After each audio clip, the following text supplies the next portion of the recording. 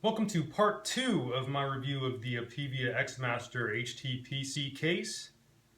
I'd first like to give a shout out to Gate on LeBlanc, the first person to ever comment on one of my YouTube videos. Thank you very much for that. And now in part 2 I'm going to be showing you the first version of my build, as well as talk about some of my experiences with this case so far. Overall, I want to say I really like this case. I think it was a great choice and I'm still happy that I went with it. I'd also have no problem at all recommending it to anyone else for their next build.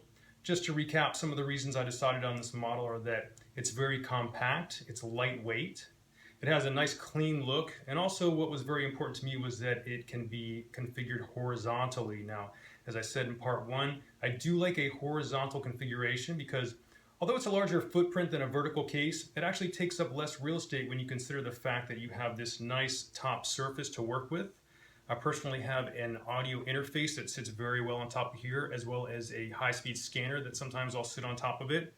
And if I were to have chosen a vertical case option, I wouldn't have had as much space to work with here. There's actually a vent, and I would have to cover that up, so it wouldn't have been possible. Okay, let's get into some of the specifics about the case itself now. First of all, the construction. As I pull off the top panel here, my first impression of this case is that it's not quite as robust as some of the other cases I've worked with. So if you are using a larger case, perhaps one with handles and different venting options, you might find that this case is, like I said, not quite as robust as the others. But keep in mind this was designed to be an HTPC case. They do want to keep it lighter weight and more compact, and that is what I was going for as well, so not a big problem to me. The next thing that came up was the power supply unit. Some of the reviews of the original power supply that is included with this case, they say that the quality of it might not be up to par. I didn't want to take any chances, so I did just swap it out for an EVGA right away. The next thing I noticed as I was installing the motherboard, the case does come with the hardware such as standoffs and screws. However, when I was installing the full-size ATX, there were not enough standoffs for me to completely install the motherboard. Not a big deal. I did just pick some up on Amazon. If you do need to pick up extra standoffs, it's just the standard 6-32 standoff. You may have some of them lying around if you have worked on computers before. Very standard model. Like I said, I ended up getting them through Amazon. Perhaps I could have requested them from Apevia. I don't know. What I will tell you is I did later need to get some of the optical drive rails. And with a quick email over to Apevia, they did get me an extra set of drive rails very quickly. I think it was $6 for an extra set.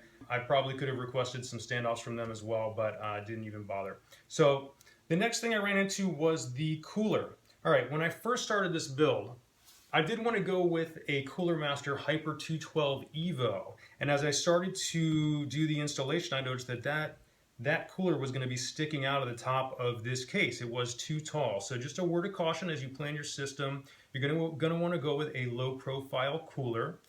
I ended up going with the Noctua NHL12 low profile. Been really happy with it. There's actually quite a bit of clearance once it's installed. Fits great in this case. As you can see, I'm running a full-size ATX motherboard. This case is rated for one. However, a word of warning, if you are not used to doing a lot of cable management and you really don't want to work in tight spaces, you're probably going to want to go with a smaller motherboard other than an ATX, because as you can see, this ATX, the ATX does take up quite a bit of space in here. It's very cramped. Looking at this edge of the board, it actually, part of the motherboard is underneath this power supply unit, and the part of the board that is under that is where my SATA ports are. So it did make it very difficult to work with, just a bit of warning. However, as advertised, it does fit an ATX motherboard. That's what I'm using. And in order to access the SATA ports, what I ended up doing was I popped off the bottom cover and I accessed them right through here. So it ended up not being a big deal. As you can see, while we were on the bottom side of this board here, there is a nice space right here. What I was doing originally was I ran the SATA cables here to a couple of solid-state drives. I had them sitting nicely in this area. And it worked okay. I did find one of my drives began to heat up above what it is spec'd to be running at. I'm not sure what the reason is for that. I suspect it might be that some heat from the CPU had drifted over and was affecting it. But it also was, the drives were also just sitting in here. So in terms of cable management and the aesthetics of it, it works, but I wasn't very happy with that. So I wanted to kind of kill two birds with one stone.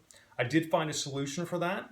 And I'm going to show you what I ended up doing in my next video, where I will show the completed build of this. But just for now, keep in mind that, you know, with running the ATX board full size, it is a very cramped case to work with. So you might want to go with a smaller motherboard. All right, the front panel now.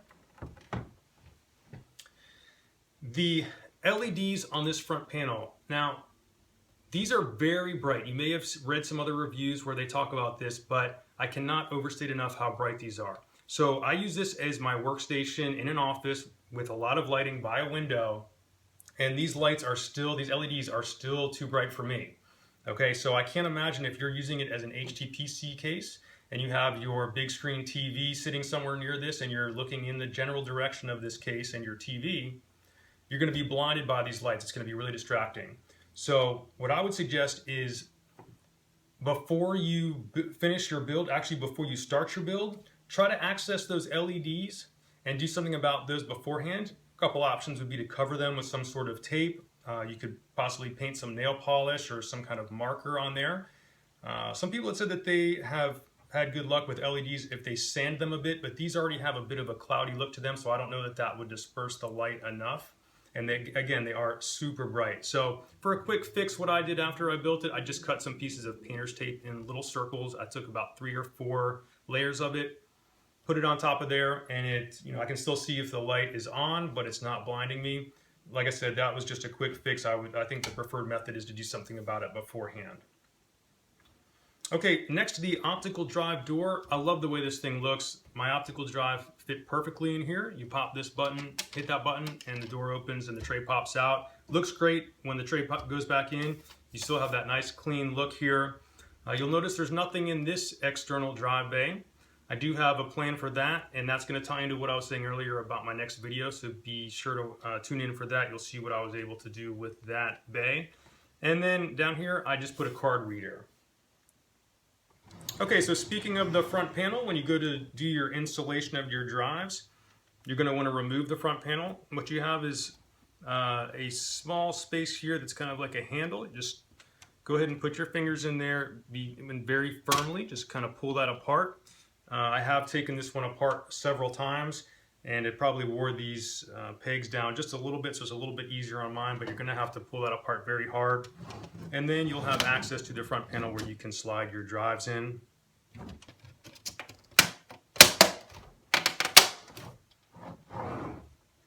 Okay, this concludes part 2 of my review of the Apevia Xmaster HTPC case. Be sure to tune in next time when I will show you what I ended up doing to address the solid-state drive and cable management for my drives that were previously in that section of the case that was on the bottom, as well as what I'm going to be doing with this second external drive bay. As always, your comments and questions are appreciated. And if you did like this video, please let me know by hitting that button or subscribing. Thanks again for watching my review of the Apevia Xmaster HTPC case, and we'll see you next time.